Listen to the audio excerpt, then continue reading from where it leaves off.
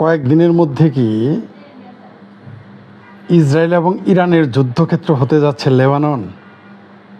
এই প্রশ্নটা অনেকের মাথায় ঘুরপাক খাচ্ছে।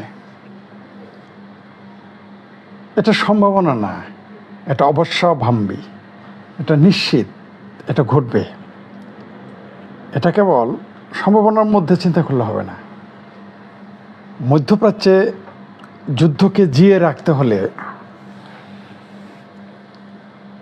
মানে কারা যুদ্ধ জিয়ে রাখে? সাম্রাজ্যবাদী শক্তিগুলো, এবং একটা শক্তি না, সব শক্তি, সব সাম্রাজ্যবাদী শক্তি, এবং যারা সমরাস্ত্র তৈরির কারখানা আছে যাদের, এদের কাজটা কি ভাই? যদি আপনি মাছ মুরগি গরু ছাগল না কাটতেন তাহলে কামারের দোকানের দরকার আছে? আপনার যদি দাও বটি না রাখেন তাহলে কামারের কাজটা কি? তা তো কামার না খায় মারা যাবে। তেমনি এই সমরাস্ত্র কারখানা যারা যুদ্ধাস্ত্র তৈরি করে, যদি পৃথিবীতে যুদ্ধ না থাকে এরা কী করে খাবে ভাই? সারা পৃথিবীতে যুদ্ধে যে বিনিয়োগ হয়, যুদ্ধ তো এখন বিনিয়োগ, এটা বিজনেস। যুদ্ধ মানে মার্কেট দখল বেদখল, সবসময়ই তা। সেই শত না হাজার বছর আগে থেকেই তা। ওই চুরি ডাকাতি হামলা থেকে শুরু করে রাষ্ট্র দখল, এগুলো সবই ছিল বাণিজ্যের উদ্দেশ্য। মূল উদ্দেশ্য সম্পদ, আরও বেশি সম্পদ অর্জন করা। ব্রিটিশরা এই ভারত উপমহাদেশ কেন দখল করেছিল? তাদের কি দরকার আছে রে ভাই এখানে আসার? সম্পদ, আরও বেশি সম্পদ অর্জনের জন্য। ব্যবসায়ীরা যেমন বিভিন্ন জায়গায় যায় ব্যবসা করতে, তেমনি শাসকেরা একসময় বিভিন্ন শক্তি চাইতো যে এক রাজ্য সাম্রাজ্য দখল করে আর সম্পদ হাসিল করার উদ্দেশ্য। যুদ্ধ মানে ইনকাম। আমেরিকা যুদ্ধের কারণে ফুলে ফেঁপে উঠেছিল। প্রথম বিশ্বযুদ্ধ, দ্বিতীয় বিশ্বযুদ্ধে আমেরিকা, প্রথম বিশ্বযুদ্ধে কিন্তু আমেরিকার আপনি খুঁজে পাবেন না, হ্যাঁ, ব্যবসা ছাড়া। সে 300 গুণ 400 গুণ পর্যন্ত লাভ করছে। এত বিনিয়োগ, এত তার লাভ হয়েছে আমেরিকার। দ্বিতীয় বিশ্বযুদ্ধে প্রথমে বিনিয়োগ করছে, পরে যুদ্ধে অংশগ্রহণ করছে। যুদ্ধ মানে লাভ। খালি এখন না ওই ক্রুসেড মুসেড শোনালে সব ভুয়া কথা। যত যুদ্ধ পৃথিবীতে দেখেন, কোনোদিন ধর্মযুদ্ধ ছিল না, মিথ্যা কথা, এগুলো বাজে কথা।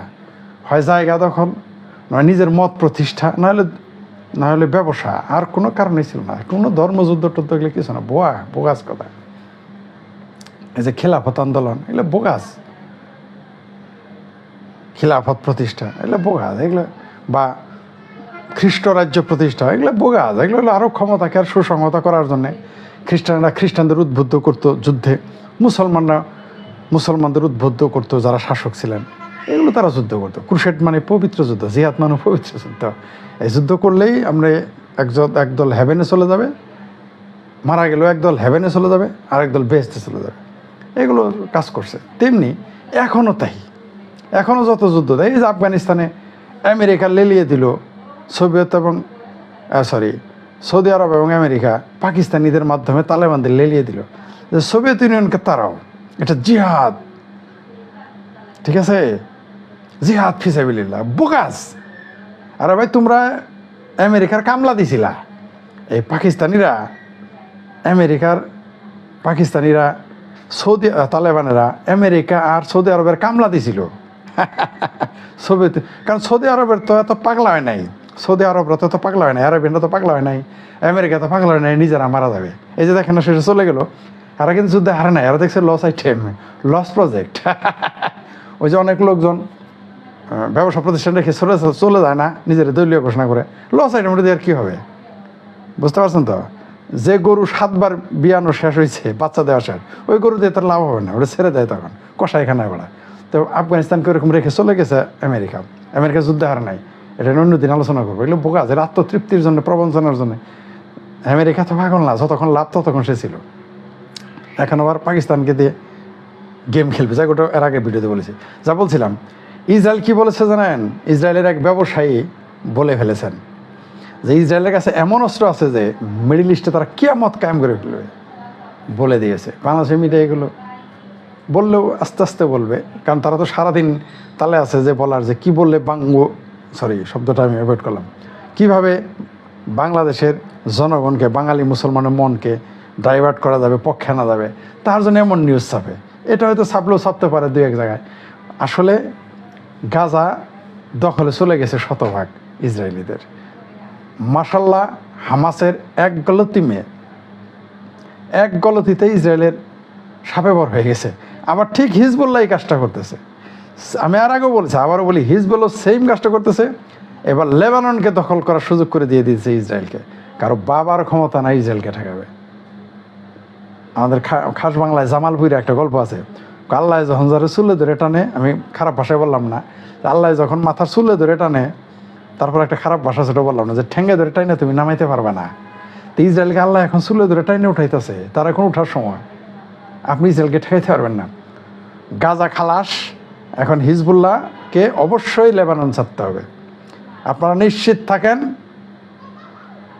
হিজবুল্লাহকে লেবানন এবার ছাড়তে হবে। আর হিজবুল্লাহ আর লেবাননের কাজটা কি? ইরানের কি কাজ? ইরানের লেবানন তো একটা স্বাধীন দেশ, তাই না? সেখানে ইরানের কাজ কি? আপনি মার্কিন ঘাঁটি হলে অসম্মতি জানান, রাশিয়ান ঘাঁটি হলে আপনার সমস্যা, তো ইরানের কাজ কি হিজবুল্লাহদের ওইখানে রাখা? এই কাজ। ইরানও তো একটা সাম্রাজ্যবাদী শক্তি, ছোটোখাটো, সেও তো সাম্রাজ্যবাদী শক্তি না? তার কাজ কি? হুতিদের আমেরিকা তালেবান বানায়, আমেরিকা আইএস বানায় বলেন আপনারা। আমেরিকা এখন অবশ্য তালেবান মুসলমানদের হয়ে গেছে, আল্লাহর রহমতের ফেরেস্তার দল হয়ে গেছে। যতক্ষণে তালেবানরা হারছে ততক্ষণ আসলে ওটা আমেরিকার তৈরি। এখন জিতছে তাদের ভাষায়, আসলে জিতে নাই, জিতছে এখন হয়ে গেছে এটা ফেরেস্তার দল। এরকম নির্বোধ আমাদের এই উপমহাদেশের মানুষজন, বিশেষ করে বাঙালি মুসলমান, পাকিস্তানি মুসলমান, ভারতীয় মুসলমান, এরকম চিন্তা করে। এটা রং চিন্তা। আসলে বিশ্বাসের ভাইরাসটা বড় মারাত্মক। এই জন্য মার্কস আফিমের সাথে তুলনা করছে। তার মানে সুস্থ চিন্তা করতে পারে না। একজন আফিমগ্রস্ত লোক যেমন সুস্থ চিন্তা করতে পারে না, তেমনি যখন বিশ্বাসের ভাইরাস আক্রান্ত বা ধর্মীয় ভাববাদী চিন্তা করবে, তখন সে সঠিক বিচার বিশ্লেষণ করতে পারবে না। সেই জন্য তারা বই লেখে আফগানিস্তানের খোদাকে দেখেছি। যে লোকটা ওই বই পড়ে জজবা পেয়েছিল, সেই লোকটা আবার এখন বলতেছে আল্লাহরে খোদা বলা হারাম। কি বুঝলেন ভাই? একই ব্যক্তি আমাকে বলেছে, আমাকে, ইটস মি, আমি সাক্ষী। আমাকে যারা আফগানিস্তানের খোদাকে দেখেছিলাম একটা বই দিয়েছিল আমাকে পড়তে, আমি পড়েছিলাম আফগানিস্তানের যুদ্ধে কিভাবে তালেবানেরা জিতেছিল, তার উপরে গাল গল্প লেখা, কীভাবে মৌমাছি, মানে গায়েবী সব গল্প আর কি। ওই যে পীরদের যেরকম গল্প ওই রকমই লেখা আছে। পীরের দরবার থেকে যেরকম গল্প ছড়ানো হয়, সেম গল্প ছড়ানো আছে। আমি আফগানিস্তানের খোদাকে দেখেছি বই, বাংলাদেশে শিবিরদের কাছে এগুলো পাওয়া যেত, এখনও পাবেন। এখন সেই শিবিরেরাই বলতেছে, যারা লামাযহাবী শিবির, তারা বলে আল্লাহকে খোদা বলা যাবে না। তাহলে ভাবা, তোমার বইয়ের মধ্যে লেখছে কেন? তোমার ওইটা লেখছে কেন? আফগানিস্তানের খোদাকে, আল্লাহকে দেখেছি লেখো না কেন? আসলে ওটা আফগানিস্তানের খোদাকে দেখো না, আফগানিস্তান দেখছিল আমেরিকাকে। এটাই সত্য। আমেরিকা ছিল বলেই তোমরা জিতছ। তাহলে এবার আমেরিকাকে তাড়াইছে, এবার আসছিল চায়না, রাশিয়া। বুঝতে পারছেন? তলে তলে চায়না, রাশিয়া, কাতার, সেদিকে আর যাচ্ছি না। এইবার এই লেবানন থেকে তো হিজবুল্লাহদেরকে বিতাড়িত করবে ইসরায়েল। আপনারা লিখে রাখেন, আমি বারবার এগুলো বলি, লিখে রাখেন। কেন? আপনাদের মনে থাকবে না, তাই বলি লিখে রাখেন। আফগানিস্তান এবার ঠিক গাজাতে যেমন হামাসকে দৌড়ের উপরে রাখছে, তার চেয়ে ভয়ঙ্কর পরিণতি করবে এই লেবাননে হিজবুল্লাহদের। ইরানের কোনো সাপোর্ট কাজে খাটবে না, আর হিজবুল্লাহদের সরাসরি তুরস্ক সহযোগিতা করতে আসবে না। এই যে ফিলিস্তিনিদের প্রতি এত জজবা সারা পৃথিবীর মুসলমানদের, গেছে কোনো সৈনিক হেল্প করতে? সরাসরি কেউ সৈনিক পাঠায় নেই। আর লেবাননে তো আরও পাঠাবে না, প্রশ্নই আসে না। লেবাননে হিজবুল্লাহদের একেবারে কি বলবো, কিভাবে সাইজ করবে, ঠিক এই হামাসদের উপরে যেরকম ম্যাসাকার চালাইছে না, এই হিজবুল্লাহদের উপরে এরকম ম্যাসাকার চালাবে এখন। যারা এখন মনে করতেছেন না যে হিজবুল্লাহ শেষ করে দিব ইসরায়েলকে, হ্যান করেঙ্গা ত্যান করেঙ্গা, ছাগল পিটে মেন করেঙ্গা হবে। কিছু একা তাকে গ্রিন সিগন্যাল দিয়ে দিচ্ছে অলরেডি। আমেরিকা গ্রিন সিগন্যাল দিয়ে দিছে, সৌদি আরব গ্রিন সিগন্যাল দিয়ে দিছে, যে কোনো মুহূর্তে হিজবুল্লাহর উপর আক্রমণ হবে। আপনারা কেউ কেউ মনে করে বাংলাদেশের মিডিয়া তাহলে হিজবুল্লাহ ইসরায়েলকে শেষ করবে, অপেক্ষা করেন। ইসরায়েল বহু ফ্রন্টে একসাথে যুদ্ধ করে, এই শক্তি, সাহস, বুদ্ধিমত্তা, যোগ্যতা, অর্থ, সামরিক শক্তি সবই তাদের আছে, কূটনীতি সবই তাদের আছে, কিছুই কোলাবে না। আর হিজবুল্লাহকে লেবাননে আরবরাই প্রতিষ্ঠা হইতে দিবে না, আপনারা নিশ্চিত থাকেন, আপনারা শতভাগ নিশ্চিত থাকেন। আরব রাষ্ট্রগুলোই হিজবুল্লাহকে প্রতিষ্ঠা পেতে দিবে না ওই জায়গায়, কারণ এটা সৌদি আরবের জন্য হুমকি স্বরূপ। আর যদি দেখেন যে লেবানন বেশি ঝামেলা করতেছে, একেবারে ইরানকে গায়েব করে দিবে এবার ইসরায়েল। আমি বলেছি না আপনাদের এর আগে, যেমন এর আগের ভিডিওতে বলছে পাকিস্তান ভেঙে হলো মোদি, এইবার ইরানের প্রেসিডেন্ট তো গেছে। ইরানের খোমেনি শাসনের পতন, আমি তো আগেও বলেছি যে কাউন্টিং করতে থাকেন। হামাস ইস্যুতে ইরান আপাতত বেঁচে গেছে, আপাতত। এই হিজবুল্লাহ ইস্যুতে দেখবেন ইরানের খোমেনি সরকার পতন ঘটবে। আমি বলছি না যে ইরানের ম্যাসাকার ঘটবে, তা না, ইরানে বহু মানুষ খোমেনির বিরুদ্ধে। ইসরায়েল ইরানের যারা খোমেনি বিরোধী তাদের নিয়ে দেখবেন বিপ্লব ঘটিয়ে দিবে, ঠিক খোমেনি বিপ্লবের উল্টো। এটা ইসলাম বিপ্লব না, আসলে ইসলাম বিপ্লব আলাদা জিনিস। এটা হচ্ছে শিয়া মুসলিমদের বিপ্লব। শিয়া মুসলিম যেটা সুন্নিরা যাদের কাফের মনে করে, বেশিরভাগ সুন্নি, 90-95% সুন্নি শিয়াদের কাফের মনে করে। আমি মনে করি না, কারণ হলো যে আমি তো এগুলো মানুষকে ওইভাবে বিবেচনাই করি না, মানুষকে আমি ওইভাবে বিবেচনাই করি না, কে কাফের, কে মুরতাদ, কে হিন্দু, কে মুসলিম, কে মানুষ আমি চিন্তা এইভাবে তারা মনে করে। তো এই শিয়ার যে খোমেনি শিয়ার মধ্যে আবার খোমেনি বিপ্লব ঘটবে। সব শিয়া কিন্তু এই খোমেনির বিপ্লবকে সমর্থন করে না, সুন্নিরা তো নয়। ইরানে যে সমস্ত সুন্নি আছে তারা খোমেনি বিরোধী শতভাগ, 100-100। আর যারা শিয়া আছে এরা অর্ধেকের বেশি এখন এই খোমেনি শাসনের বিরুদ্ধে, এরা অনেক প্রগ্রেসিভ। ইরানের ঐতিহাসিক সভ্যতা আছে, সংস্কৃতি আছে, তাদের প্রাচীন সভ্যতার সংস্কৃতির গল্প আছে, রূপকথা আছে, তাদের বীরত্বের ইতিহাস আছে, সেগুলো তারা চিন্তা করে। অনেক শিক্ষিত মানুষ আছে ইরানে, অনেক শিক্ষিত মানুষ ইরানে আছে, সারা পৃথিবীতেই ছড়ায় আছে। তারা ইরানে একটা ইসরায়েল তাদের দিয়ে বিপ্লব ঘটাবে, ইসরায়েল হামলা করবে, পাশাপাশি খোমেনি বিরোধী, খোমেনির শাসন বিরোধী ইরানিদের উস্কে দেবে। ইরানের খোমেনি শাসন শেষ। যারা স্বপ্ন দেখতেছেন যে আমেরিকা শেষ, ইসরায়েল শেষ, এগুলো তারা বাস্তবতার নিরিখে চিন্তা করেন না।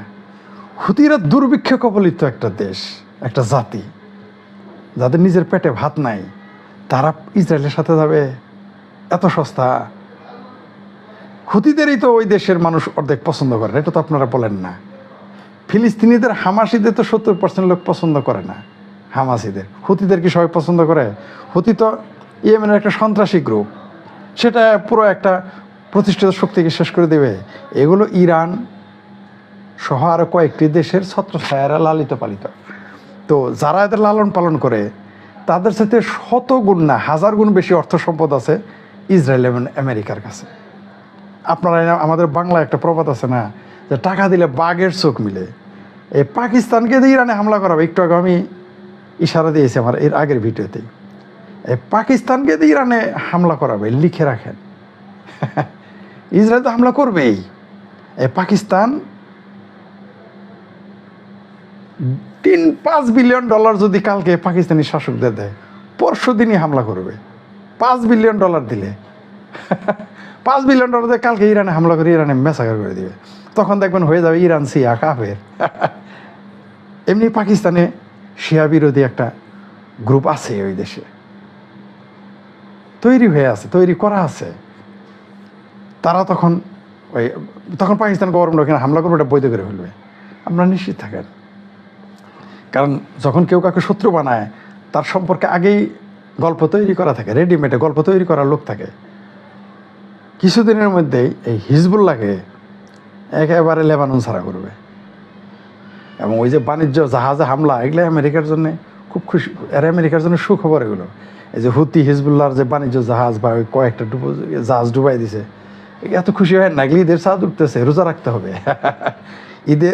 ঈদের চাঁদ উঠলে কি হয়? রোজা রাখতে হয় না? কষ্ট হয় না? ওই এগুলো হলো, এরা খুব খুশি হইতেছে, কিন্তু ঈদের চাঁদ দেখাই দিবে আমেরিকা এখন।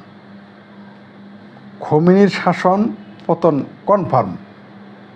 কনফার্ম। যদি লেবাননে 10 বছরের মধ্যে তো যাবেই বলেছি, সর্বোচ্চ এটা, আরও আগে হয়ে যেতে পারে, যে কোনো সময় ঘটবে, কালকেও ঘটে যেতে পারে। প্রতি বিপ্লব ঘটাবে এখন আমেরিকা এবং ইসরায়েল। তারা দুইভাবে যাবে, ইসরায়েল এবং আমেরিকা দুইভাবে ঢুকবে ইরানে। যদি হিজবুল্লাহকে না করতে দেয়, ম্যাসাকার না করতে দেয়, হিজবুল্লাহকে উচ্ছেদ করতে না দেয়, তাহলে দেখবেন সরাসরি ইরানকে ধরবে।